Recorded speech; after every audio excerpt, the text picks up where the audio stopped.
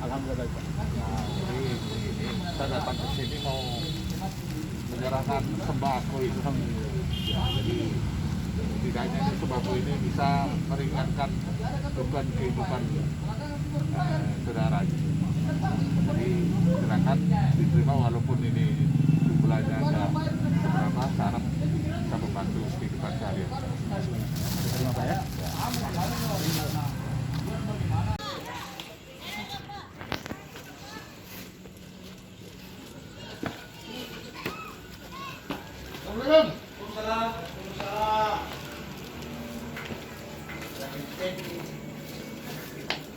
Bagaimana kawan?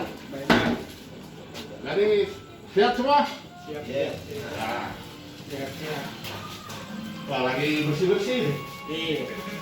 Jadi ini Pak Munir, saya datang ke sini untuk menyerahkan sembako. Ya, saya harap ini bisa mengurangi beban kehidupan kalau mereka program PSBB ini. Jadi ini sembako ini saya berikan ke. Iya, makasih banyak. Yang sering aja. Ya.